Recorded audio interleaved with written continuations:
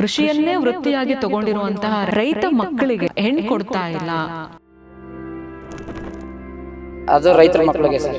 ಅವ್ರು ಅಲ್ಲಿಂದ ಹೊರಗಡೆ ಬರೋ ಅಂಥ ಅವಕಾಶ ಇಲ್ಲ. ಯಾಕೆಂದರೆ ಅವ್ರು ಬಿಸ್ನೆಸ್ ಮಾಡಿ ಗೊತ್ತಿಲ್ಲ ಅಥವಾ ಬೇರೆ ಇನ್ಯಾರಿಗೋ ಮೋಸ ಗೀಸ ಮಾಡಿ ಬದುಕಬೇಕು ಅನ್ನೋದು ಏನಿಲ್ಲ ಅವ್ರಿಗೆ. ಜನ ಒಳ್ಳೆ ಜನ ತಾಳಕು ಬಳಕು ತಿಳಿದಂಥ ಮುಗ್ಧರು.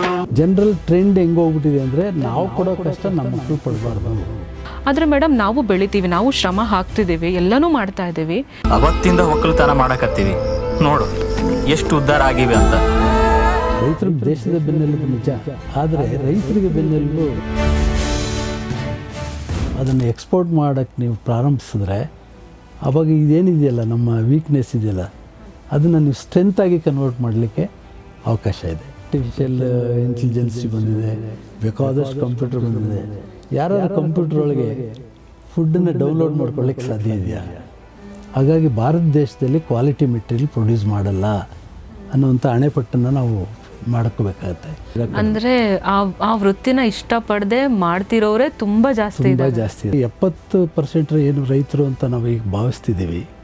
ಆ 70%ಗೆ ನಾವು ಇಡೀ ಸ್ಟೇಟಲ್ಲಿ ತಗೊಳ್ತಿರೋದು ಕೇವಲ 4,000 ಸೀಟ್ ಅಷ್ಟೇ. ಅದು ಸೀಟಿಂದ ಹೊರಗಡೆ ಬಂದಂಥ ವಿದ್ಯಾರ್ಥಿಗಳಿಗೆ ಏನೊಂದು ಸೊಸೈಟಿನಲ್ಲಿ ಅವ್ರಿಗೆ ಒಂದು ಸ್ಥಾನಮಾನ ಸಿಗಬೇಕಿತ್ತು, ಮದುವೆ ಅವೆಲ್ಲ, ಅದು ಸಿಗದೆ ಹೋದಾಗ ಬೇರೆ ರೀತಿ ಬದಲಾವಣೆ ಆಗೋದು ಕೂಡ ಇದೆ. ಮೋದಿಯವರು ಯಾವಾಗಲೂ ಒಂದ್ಸರಿ ಅಂದರು ಫಾರ್ಮರ್ ಫಸ್ಟ್ ಅಂತ ಅಂದರು. अपने किसानों का हित सर्वोच्च प्राथमिकता है. ಫಾರ್ಮರ್ ಫಸ್ಟ್ ಅಂದರೆ ಅವನು ಎಲ್ಲರಿಗಿಂತ ಎತ್ತರದ ಸ್ಥಾನದಲ್ಲಿ ಇರಬೇಕು ಅನ್ನೋದು ಉದ್ದೇಶ. ಹಳ್ಳಿಗಳಲ್ಲಿ ಈಗೆಲ್ಲ ವೃದ್ಧಾಶ್ರಮಗಳಾಗ್ತಾ ಇದೆ. ಇವ್ರು ಏನೇನೋ ಭಾಗ್ಯ ಕೊಡ್ತಾರೆ, ಎಲ್ಲ ಭಾಗ್ಯನೂ ಕೊಡ್ತಾರೆ ಸರ್. ಕಂಕಣ ಭಾಗ್ಯ ಒಂದು ಕೊಟ್ಟಿಲ್ಲ ಸರ್. ಇವ್ರಿಗೂ ಒಂದು ಇಂಪಾರ್ಟೆಂಟ್ ಭಾಗ್ಯ ಕೊಡಿ ಅಂತ ಯಾವುದೋ ಒಂದು ಹೋಟ್ಲಲ್ಲಿ ಕೂತ್ಕೋತಾರೆ, ಮಾತಾಡ್ತಾ ಒಂದು ಅರ್ಧ ಟೀ ಕುಡಿದ್ಮೇಲೆ ಒಂದು 2 ಮನೆ ಆದರೂ ಹಾಳು ಮಾಡಬೇಕು. ಏನು ಹೇಳ್ಬೋದು ರೈತರಿಗೊಂದು ಕಿವಿ ಮಾತು.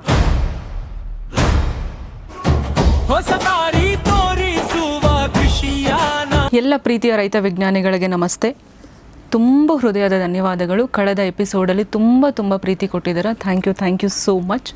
ಹೀಗೆ ನೋಡ್ತಾ ಇರಿ ನಮ್ಮ ಎಪಿಸೋಡ್ಸ್ಗಳನ್ನು ಅಂತ ಹೇಳ್ತಾ, ನಮ್ಮ ಜೊತೆ ಇದ್ದಾರೆ ಇವತ್ತು doctor T B Puttaraju sir. T B Puttaraju sir ಅಂತ ಹೇಳಿದ್ರೆ ಎಲ್ರಿಗೂ ಗೊತ್ತಾಗಿರುತ್ತೆ, ಎಸ್ಪೆಷಲಿ ಸ್ಟೂಡೆಂಟ್ ಬಳಗಕ್ಕೆ ಗೊತ್ತಾಗಿರುತ್ತೆ ಯಾರು ಅಂತ ಹೇಳಿಬಿಟ್ಟು. ನನ್ನಂಥ ಎಷ್ಟೋ ವಿದ್ಯಾರ್ಥಿಗಳಿಗೆ ದಾರಿದೀಪ ಆಗಿರುವಂತಹ doctor T B Puttaraju sir ಇವತ್ತು ನಮ್ಮೊಂದಿಗಿದ್ದಾರೆ. ನಂಗೆ ತುಂಬಾ ಖುಷಿ ಇದೆ ಅವರನ್ನು ಇವತ್ತು ನನ್ನ ಪಾಡ್ಕಾಸ್ಟಿಗೆ ಕರೆಸಿರುವಂಥದ್ದು.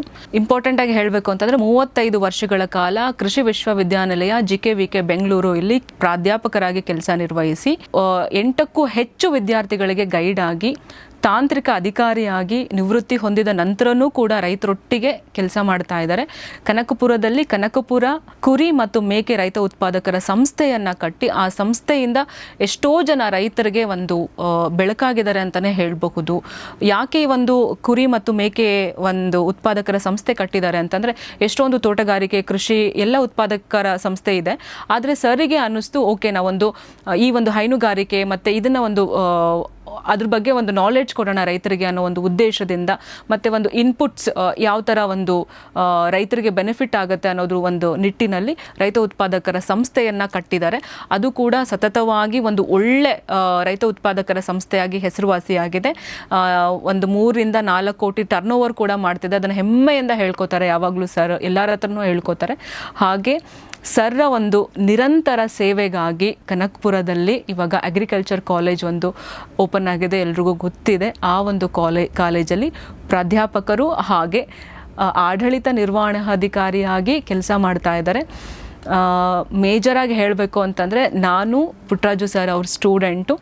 ನಾನು ಇವತ್ತು ನಿಮ್ಮ ಮುಂದೆ ಇಲ್ಲಿ ಕೂತಿದ್ದೀನಿ ಅಂತ ಅಂದರೆ ನನ್ನ ಒಂದು ಮೆಂಟರಿಂಗ್ಶಿಪ್ಪು ಮತ್ತು ನನ್ನ ಒಂದು ಪರಮ ಗುರು ಅಂತಲೇ ಹೇಳಬಹುದು. 2018ರಿಂದ ನನ್ನನ್ನು ತೀಡಿ ಈ ಮಟ್ಟಿಗೆ ನನ್ನನ್ನು ತಂದು ನಿಲ್ಲಿಸಿದ್ದಾರೆ. ಇವತ್ತು ಅವರೊಂದಿಗೆ ಈ ಪಾಡ್ಕಾಸ್ಟ್ ಇಟ್ಕೊಂಡಿದ್ದೀವಿ. ಬನ್ನಿ ಸರ್ನ ವೆಲ್ಕಮ್ ಮಾಡ್ತೀನಿ ಈ ಪಾಡ್ಕಾಸ್ಟಿಗೆ. ಸರ್ ನಮಸ್ತೆ, ವೆಲ್ಕಮ್ ಸರ್. ಎಲ್ಲ ರೈತ ಬಾಂಧವರಿಗೆ ನಮಸ್ಕಾರ.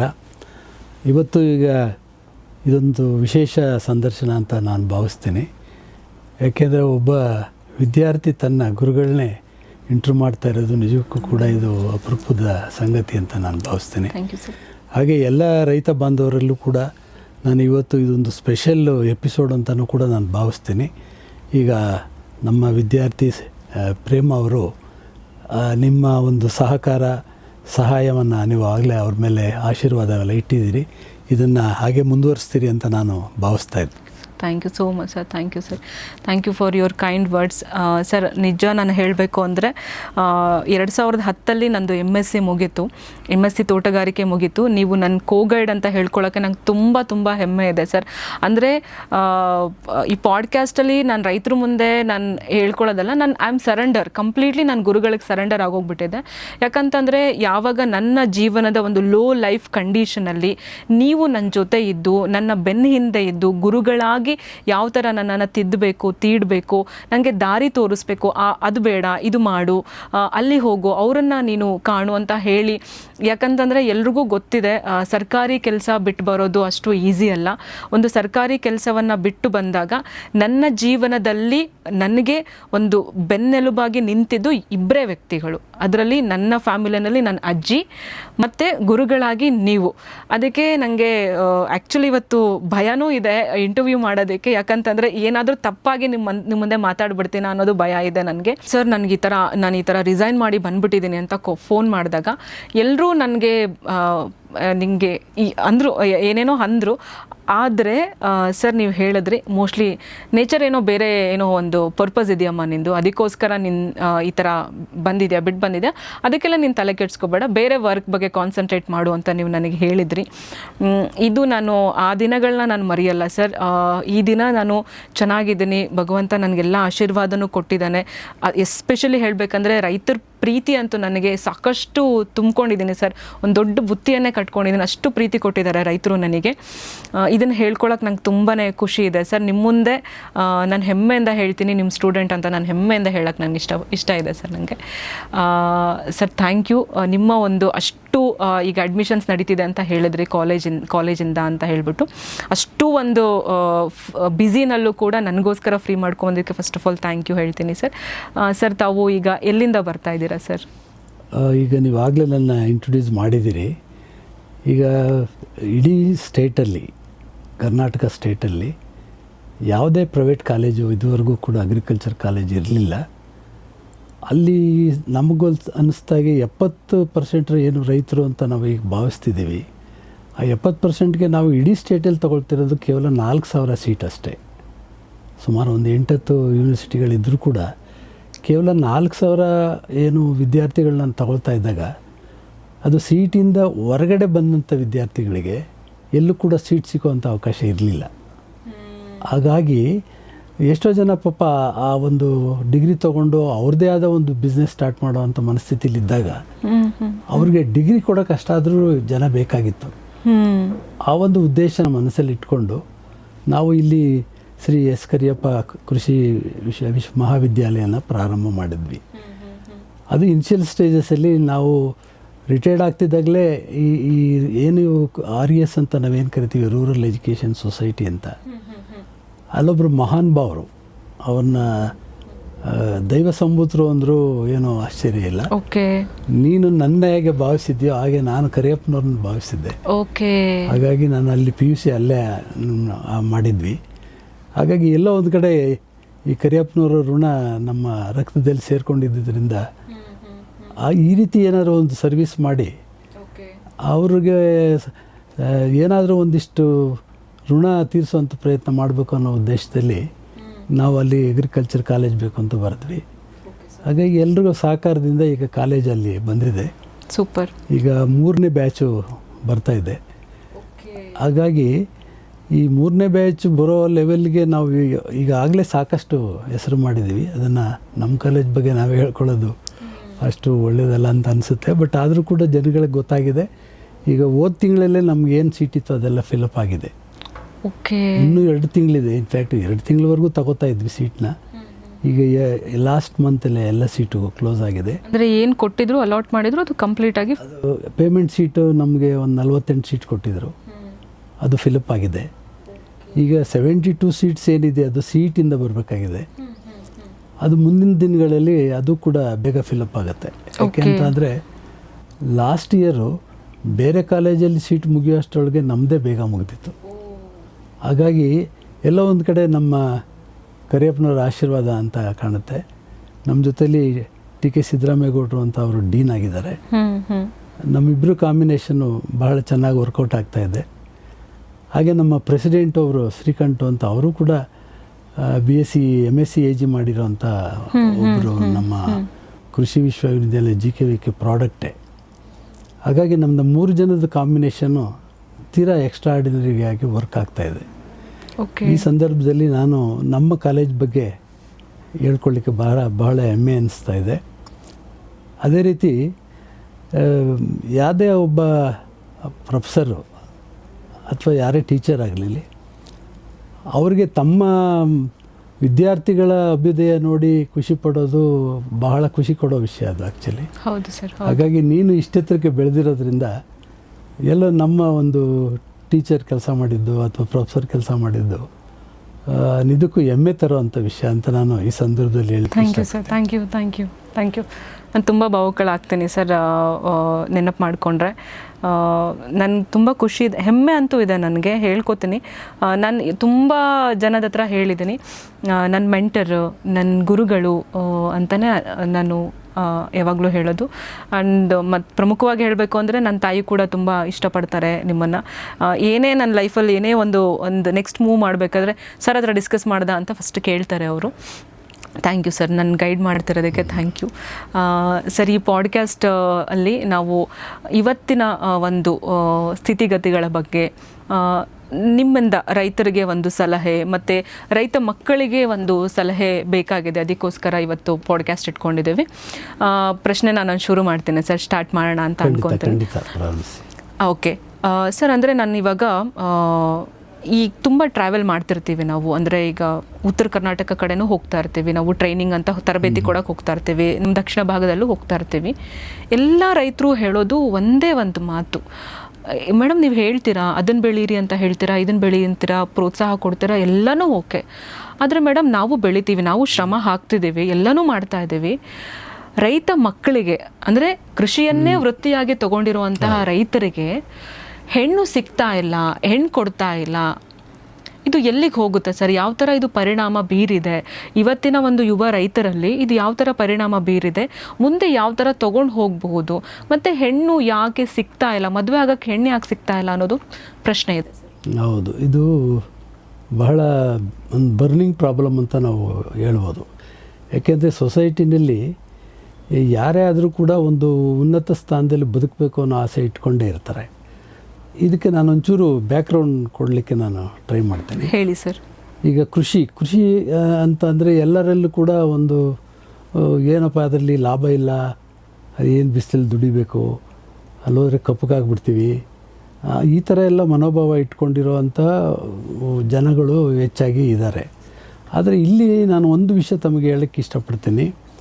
ಕೃಷಿ ಸಾಮಾನ್ಯವಾಗಿ ನಿಮಗೆ ಎಲ್ಲಿವರೆಗೂ ಸೂರ್ಯ ಉದಯಿಸ್ತಿರ್ತಾನೋ ಅಲ್ಲಿ ನಮ್ಮ ಗಿಡ ಅದನ್ನು ಬೆಳಕನ್ನು ಉಪಯೋಗಿಸ್ಕೊಂಡು, ನಂತರ ಗಾಳಿಯಲ್ಲಿರೋ ಕಾರ್ಬನ್ ಡೈಆಕ್ಸೈಡನ್ನು ಉಪಯೋಗಿಸ್ಕೊಂಡು, ಭೂಮಿಲಿರೋ ಪೋಷಕಾಂಶಗಳನ್ನ ಉಪಯೋಗಿಸ್ಕೊಂಡು ಅದು ಆಹಾರ ತಯಾರು ಮಾಡುತ್ತೆ. ಅದಕ್ಕೆ ನಮ್ಮ ರೈತ ಯಾರಿದ್ದಾರೆ, ನಮ್ಮ ಅನ್ನದಾತ, ಅದನ್ನು ಪೋಷಿಸ್ತಾನೆ. ಆಹಾರ ತಯಾರಾದ ತಕ್ಷಣವೇ ಅಲ್ಲಿಂದನೇ ಪ್ರಪಂಚ ಪ್ರಾರಂಭ ಆಗುತ್ತೆ. ಅಂದರೆ ಅಷ್ಟೊಂದು ಇಂಪಾರ್ಟೆನ್ಸು ಈ ಕೃಷಿಗಿದೆ.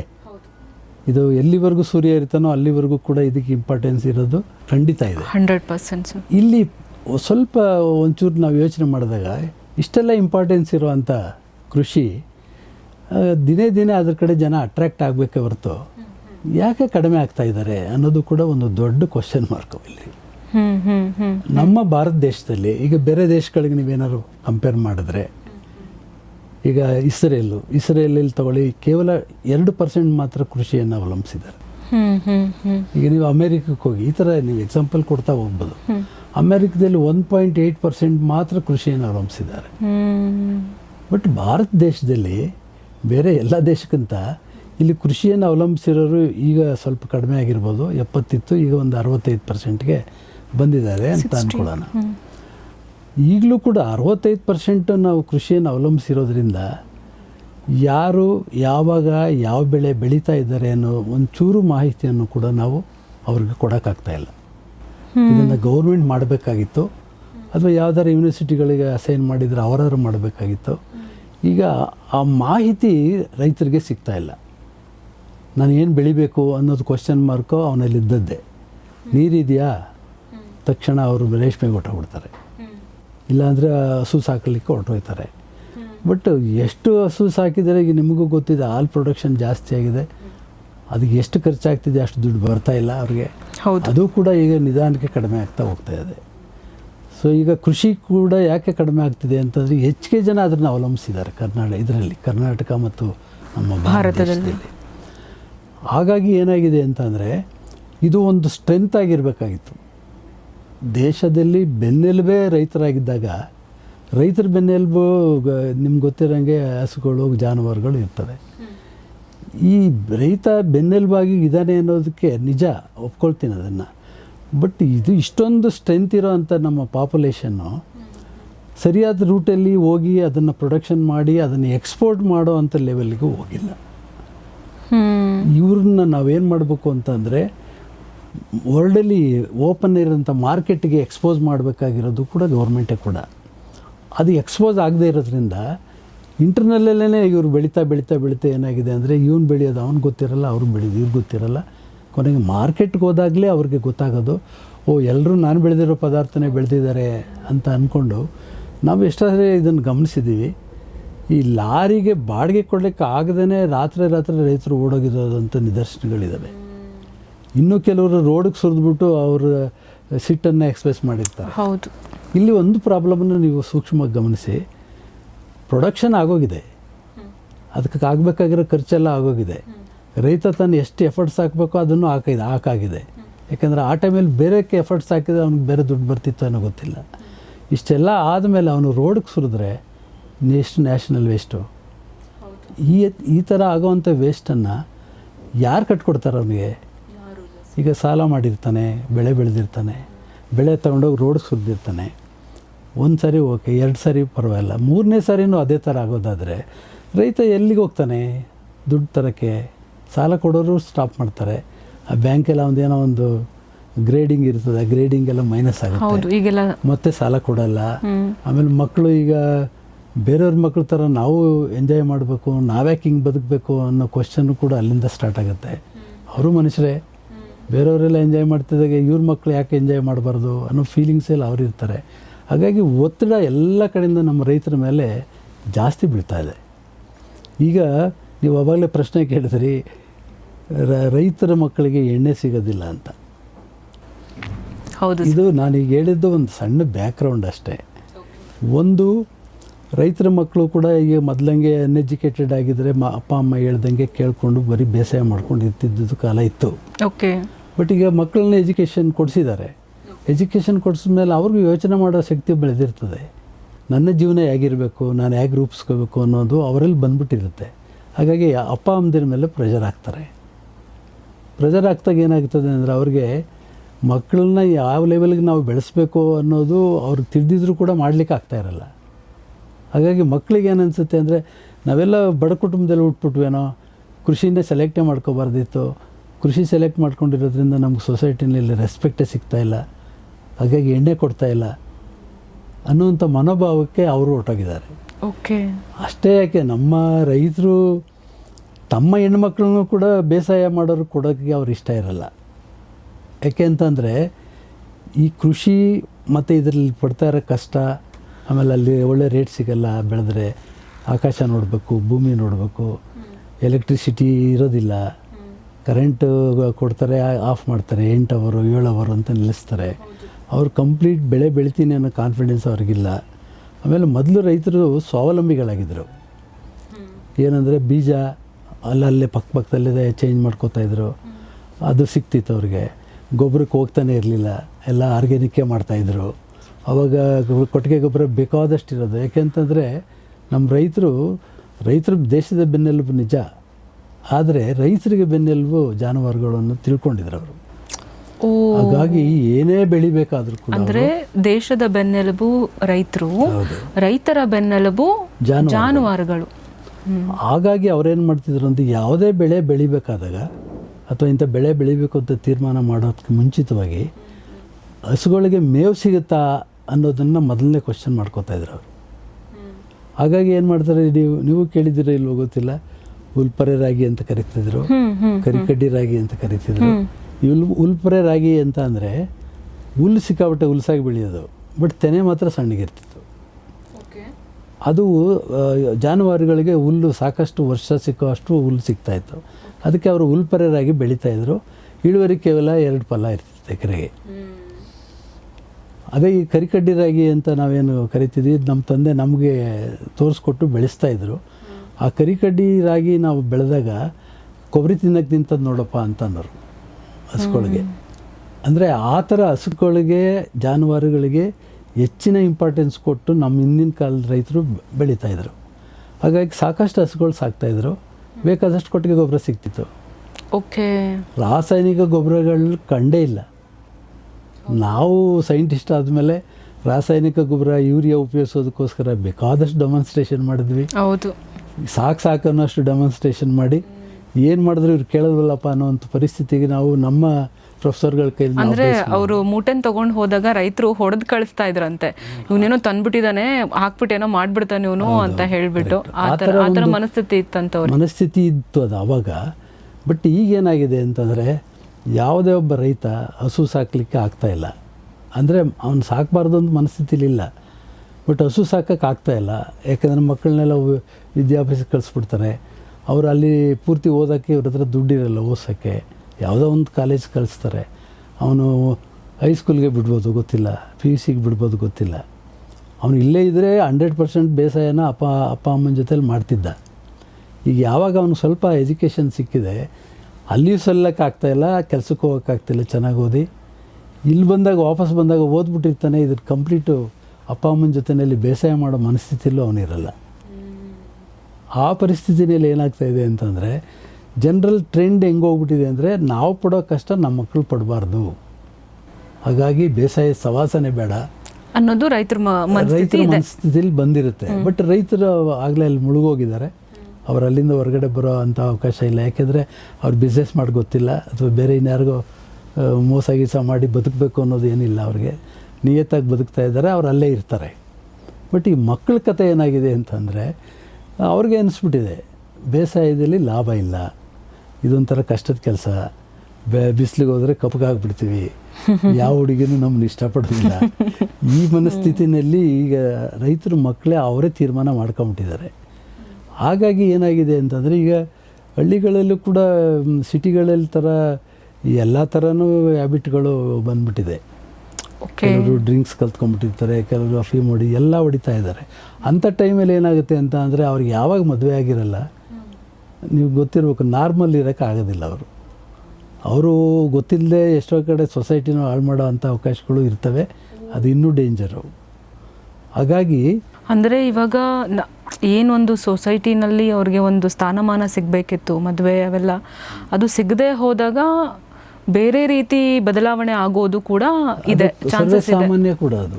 ಹಾಗಾಗಿ ಈಗ ನಮ್ಮನೆಗೆ ಬೆಂಕಿ ಬಿದ್ದಿದೆ ಅಂತ ಅಂದರೆ ಬೇರೆಯವ್ರು ಬಂದು ನಮ್ಮನೆಗೂ ಬೆಂಕಿ ಬರ್ಬೋದಪ್ಪ, ಅದನ್ನು ಅಲ್ಲೇ ಆರಿಸ್ಬೇಕು ಅನ್ನೋ ಮನಸ್ಥಿತಿಯಲ್ಲಿ ಯಾರೂ ಇಲ್ಲ.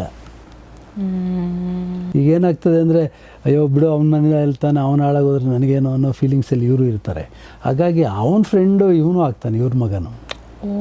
ಹಾಗಾಗಿ ಇದೇನು ಬೆಳೀತಾ ಹೋಗ್ತಾ ಏನಾಗಿದೆ ಅಂದರೆ ಸೊಸೈಟಿನಲ್ಲಿ ಯಾರು ತೊಂದರೆಯಲ್ಲಿ ಸಿಕ್ಕಾಕೊಂಡಿದ್ದಾರೆ ಅವ್ರನ್ನ ನಾವು ಸರಿ ಮಾಡದೆ ಬಿಟ್ಟರೆ, ಅಥವಾ ಸೊಸೈಟಿ ಆಗ್ಬೋದು, ಗೌರ್ಮೆಂಟ್ ಆಗ್ಬೋದು, ಬೇರೆ ಬೇರೆ ಯಾವ ಏಜೆನ್ಸಿಗಳಿದ್ದಾರೆ, ಅವ್ರು ಯಾರೇ ಆಗಿರ್ಬೋದು, ಎಲ್ಲಿ ಒಂದು ಸೊಸೈಟಿಗೆ ತೊಂದರೆ ಪ್ರಾರಂಭ ಆಗ್ತಾಯಿದೆ ಅಂತ ಮನದಟ್ಟಾಗ್ತಿದ್ದಂಗೆ ಎಲ್ಲರೂ ಕೂಡ ಆ ಕಡೆ ಅದನ್ನು ಕೈ ಜೋಡಿಸಿ ಅದನ್ನು ಸರಿ ಮಾಡೋ ಪ್ರಯತ್ನ ಮಾಡದೇ ಇದ್ದರೆ ಕೊನೆಗೆ ಇಡೀ ಹಳ್ಳಿಗಳಲ್ಲಿರೋ ಕಂಪ್ಲೀಟ್ ಸೊಸೈಟಿನೂ ಕೂಡ ಅಧ್ವಾನ ಆಗುವಂಥ ಎಲ್ಲ ಲಕ್ಷಣವೂ ಗೋಚರಿಸ್ತಾ ಇದೆ.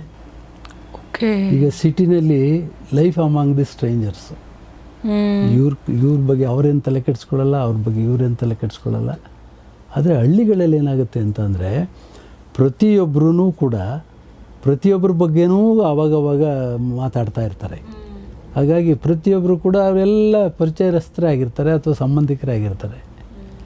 ಯಾವುದೋ ಒಂದು ಹೋಟ್ಲಲ್ಲಿ ಕೂತ್ಕೋತಾರೆ, ಮಾತಾಡ್ತಾ ಒಂದು ಅರ್ಧ ಟೀ ಕುಡಿದ್ಮೇಲೆ 1-2 ಮನೆ ಆದರೂ ಹಾಳು ಮಾಡಬೇಕು. ಆ ಒಂದು ಪರಿಸ್ಥಿತಿಗೆ ಈಗ ಹಳ್ಳಿಗಳು ಹೊರಟೋಗಿದ್ದಾವೆ. ಈಗ ಹಳ್ಳಿಗಿಂತ ಸಿಟಿ ಬೆಟ್ರು ಅನ್ನೋವಂಥ ಮನಸ್ಥಿತಿಗೆ ಎಲ್ಲರೂ ಬಂದ್ಬಿಟ್ಟಿರೋದ್ರಿಂದ ಹಳ್ಳಿನಲ್ಲಿ ನನಗೆ ಗೊತ್ತಿರೋಂಗೆ ಅವರು ಒಂದು ಮಾರ್ನಿಂಗ್ 7ಗೆ 6ಗೆ ಬಿಡ್ತಾರೆ, ಸಿಟಿಗೆ ಬಂದುಬಿಡ್ತಾರೆ. ಸಿಟೀಲಿ ವಾಚ್ಮ್ಯಾನ್ ಕೆಲಸ ಮಾಡ್ತಾನೋ ಇನ್ನೊಂದೇನೋ ಮಾಡ್ತಾನೋ ಅವ್ನಿಗೆ ಒಂದು 15,000 ಸಿಗುತ್ತೆ. ತಿರ್ಗಿ ಅಲ್ಲೆಲ್ಲರೂ ನೈಟ್ ಹೋಗಿ ಮಲ್ಕೊಳ್ಳೋಕೆ ಜಾಗ ಇರಲ್ಲ, ವಾಚ್ಮ್ಯಾನ್ ಅಂತ ಸೇರ್ಕೋತಾನೆ, ಅಲ್ಲೊಂದು 5-6 ಸಾವಿರ ಕೊಡ್ತಾರೆ. ಇದು ಡೈಲಿ ಏನು ಮಾಡ್ತಾರೆ, ಸಿಟಿಗೆ ಬರ್ತಾರೆ, ತಿರ್ಗಿ ವಾಪಸ್ ಹೋಗ್ತಾರೆ. ಇನ್ನು ಕೆಲವರು ಇಲ್ಲೇ ಸೆಟ್ಲ್ ಆಗಿಬಿಡ್ತಾರೆ. ಹಾಗಾಗಿ ನೀವು ಗಮನಿಸಿ, ಹಳ್ಳಿಗಳಲ್ಲಿ ಈಗೆಲ್ಲ ವೃದ್ಧಾಶ್ರಮಗಳಾಗ್ತಾಯಿದೆ. ಹಳ್ಳಿಗಳು ಎಲ್ಲ ವೃದ್ಧಾಶ್ರಮ. ಯಾಕೆ ಅಂತಂದರೆ ಈ ವಯಸ್ಸಾಗಿರೋರು ಮಾತ್ರ ಬೇಸಾಯ ಮಾಡ್ತಿದ್ದಾರೆ, ಹುಡುಗರೆಲ್ಲ ಬಿಡ್ತಾ ಇದ್ದಾರೆ. ಹಾಗಾಗಿ ಅಲ್ಲಿಂದ ವಲಸೆ ಸಿಟಿ ಕಡೆ ಆಗ್ತಾಯಿದೆ. ಹಾಗಾಗಿ ಬೇಸಾಯ ಮಾಡಿದ್ರೆ ನಮಗೆ ಹೆಣ್ಣು ಕೊಡಲ್ಲ.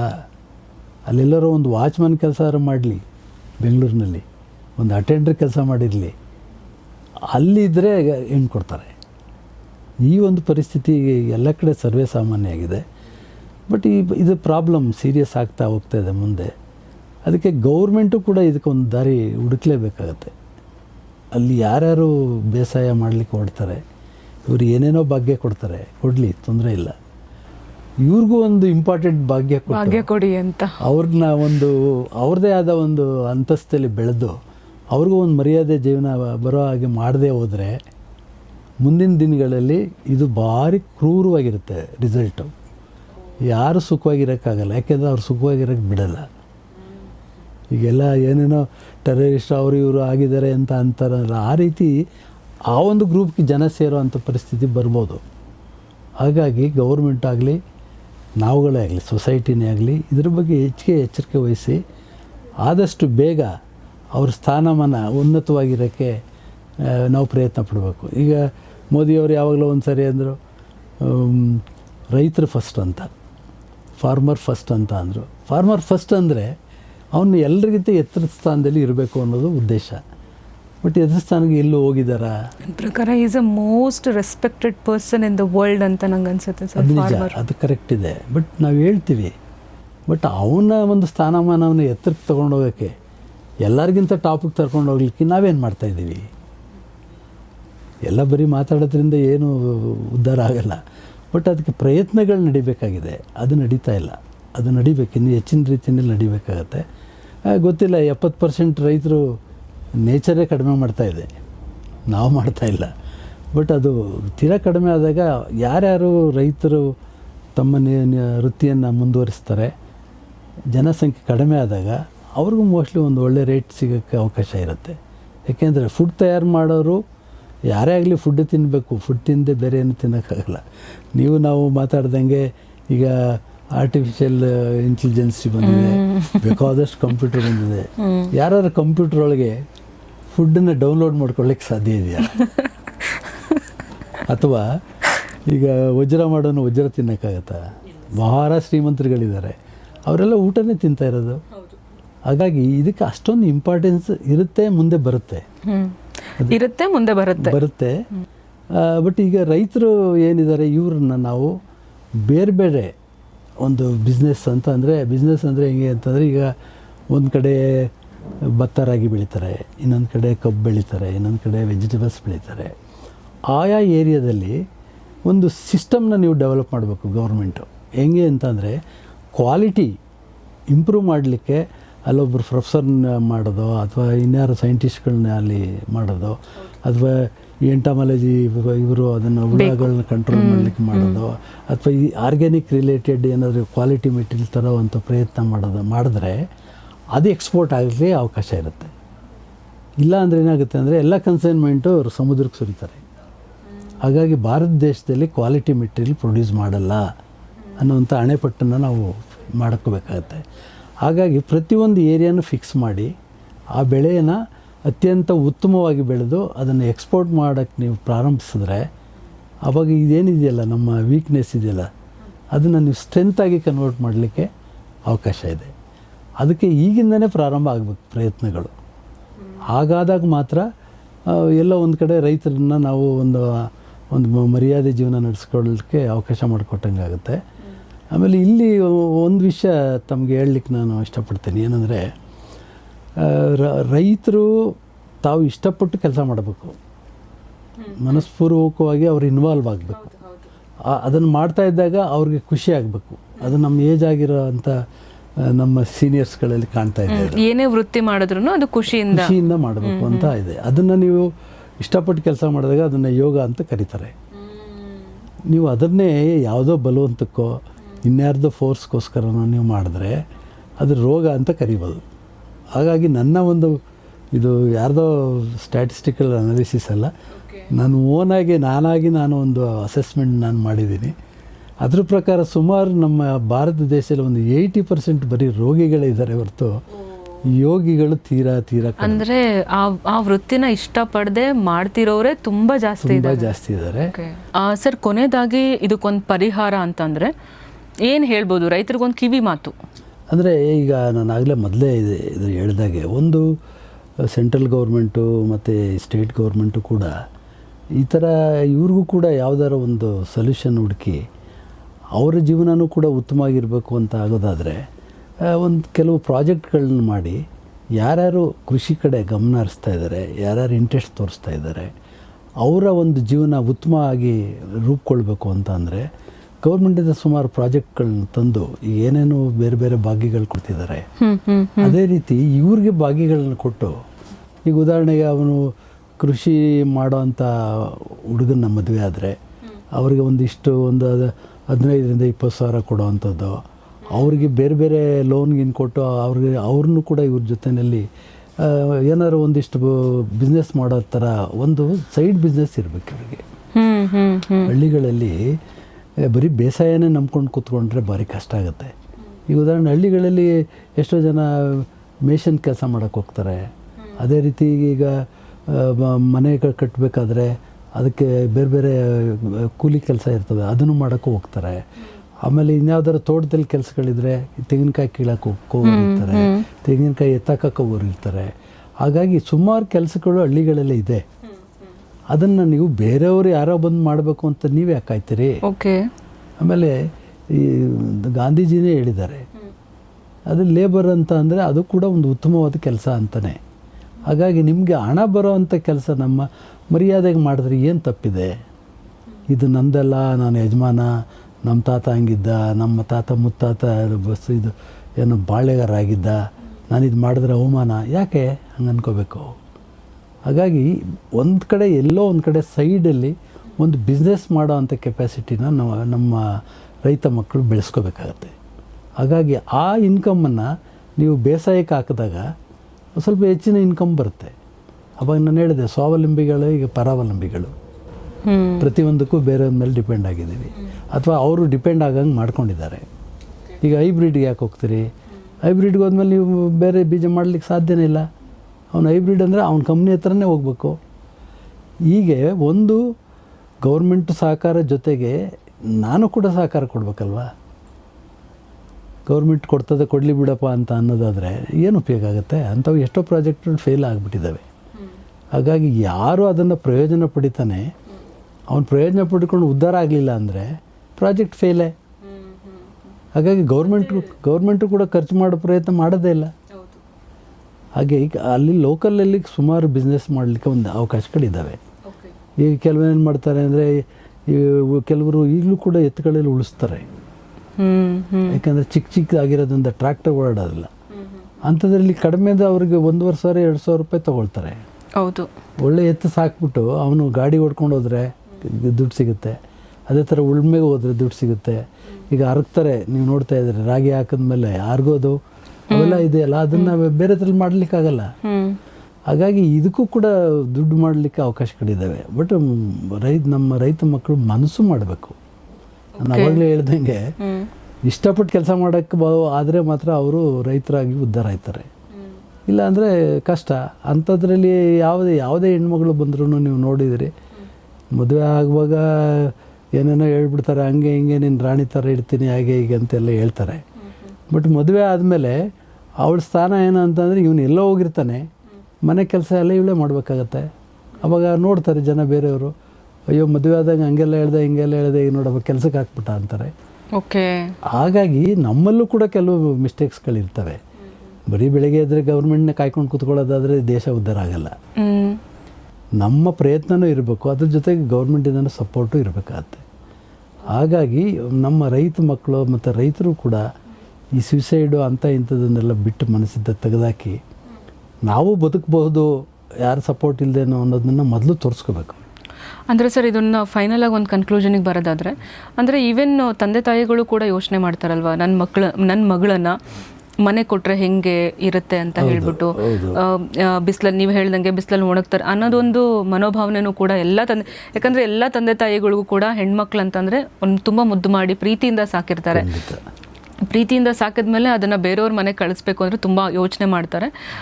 ಇದು ಒಂದು ಲೈನಲ್ಲಿ ಇಟ್ಕೊಂಡು ಮತ್ತು ಪರಿಹಾರ ಅಂತ ನೀವೇನು ಇದು ಮಾಡಿದ್ರಿ, ಒಂದು ಗೌರ್ಮೆಂಟಿಂದನೂ ಕೂಡ ಇಂಥ ಇದಕ್ಕೆ ಒಂದು ಪ್ರಾಜೆಕ್ಟ್ ಥರ ಮಾಡಿ, ಮತ್ತು ಬರೀ ಕೃಷಿ ಮೇಲೆ ಅವಲಂಬಿತವಾಗದಲ್ಲೇ ಕೃಷಿಯೇತರ ಚಟುವಟಿಕೆಗಳನ್ನು ಕೂಡ ಹೆಚ್ಚಾಗಿ ಮಾಡಿ ಅನ್ನೋದೊಂದು ಪರಿಹಾರ ಅಂತ ಹೇಳ್ಬೋದು. ಆವಾಗ ಅವ್ರಿಗೇನಾಗುತ್ತೆ, ಒಂದು ಸೈಡ್ ಬಿಸ್ನೆಸ್ ಸ್ಟಾರ್ಟ್ ಆದರೆ, ಯಾವುದು ಸಣ್ಣ ಬಿಸ್ನೆಸ್ಸೇ ಸ್ಟಾರ್ಟ್ ಆಗಲಿ, ಬೇಸಾಯ ಮಾಡಬೇಕು, ಬಿಸ್ನೆಸ್ಸು ಮಾಡಬೇಕು. ಅವಾಗ ಏನಾಗುತ್ತೆ ಅಂತ ಅಂದರೆ ಅವನಿಗೆ ರೈಟ್ ಟೈಮಿಗೆ ಮೆಟೀರಿಯಲ್ ಬಂದಾಗ ಬೇಸಾಯನೂ ಚೆನ್ನಾಗಾಗುತ್ತೆ. ಆಮೇಲೆ ಅವನ ಹೆಂಡ್ತಿನೂ ಕೂಡ ಚೆನ್ನಾಗಿ ನೋಡ್ಕೊಳ್ಳಿಕ್ಕೆ ಎಲ್ಲ ಅವಕಾಶಗಳು ಇರ್ತವೆ. ದುಡ್ಡಿಲ್ಲ ಅಂತ ಅಂದರೆ ಪ್ರಾಬ್ಲಮ್ ಸ್ಟಾರ್ಟ್ ಆಗುತ್ತೆ. ಮೊದಲೇ ಬೇಸಾಯಕ್ಕೆ ಹಾಕ್ಕೊಂಡಿರ್ತಾರೆ, ಅಲ್ಲೂ ಸಾಲ ಮಾಡಿರ್ತಾರೆ. ಹಾಗಾಗಿ ಒಂದು ಕಡೆ ಸೋರ್ಸ್ ಆಫ್ ಇನ್ಕಮ್ ಏನಿರುತ್ತೆ ಅದು ಬರ್ತಾ ಇರಬೇಕು. ಅಂದರೆ ಎಷ್ಟು ಸಾಧ್ಯ ಆಗುತ್ತೋ ಅಷ್ಟು ಸೋರ್ಸ್ ಆಫ್ ಇನ್ಕಮ್ನ ಜಾಸ್ತಿ ಮಾಡ್ಕೊಳ್ಳಿ ಅಂತ ಹೇಳ್ತಿದ್ದಾರೆ. Okay sir, okay, very nice, ತುಂಬ ಚೆನ್ನಾಗಿ ಹೇಳಿದ್ರಿ ಸರ್. ಅಂದರೆ ಇದಕ್ಕೊಂದು ಬ್ಯಾಕ್ಗ್ರೌಂಡ್ ಕೊಟ್ಟು ರೈತರಿಗೆ ಯಾಕೆ ಹೆಣ್ಣು ಕೊಡ್ತಾ ಇಲ್ಲ ಅನ್ನೋದೊಂದು ಕಾರಣ ಕೊಟ್ಟು, ಕೃಷಿನಲ್ಲಿ ಒಂದು ಲಾಭದಾಯಕವಾಗಿ ಮಾಡಿಕೊಂಡ್ರೆ ಮಾತ್ರ ಒಂದು ಸಮಾಜಕ್ಕೂ ಕೂಡ ಒಂದು ಒಳ್ಳೆಯದಾಗತ್ತೆ ಅಂತ ಹೇಳಿದ್ರಿ ನೀವು. ಈಗಿನ ವ್ಯವಸ್ಥೆನಲ್ಲಿ ಯುವಕರ ಸಂಖ್ಯೆ ಕೃಷಿ ಕಡೆಗೆ ಕಡಿಮೆ ಆಗ್ತಿದೆ. ಇದನ್ನು ನಾವು ಸರಿದೂಗಿಸ್ಬೇಕು ಅಂತಂದರೆ ಯಾವುದಾರ ಒಂದು ಕಂಪ್ನಿ, ದೊಡ್ಡ ಕಂಪ್ನಿ ಬರಬೇಕಾಗತ್ತೆ. ಇಷ್ಟು ಜನ ರೈತರನ್ನೆಲ್ಲ ಒಗ್ಗೂಡಿಸಿ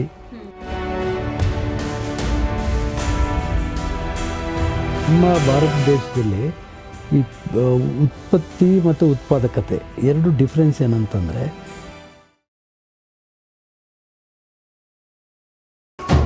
ಹೊಸ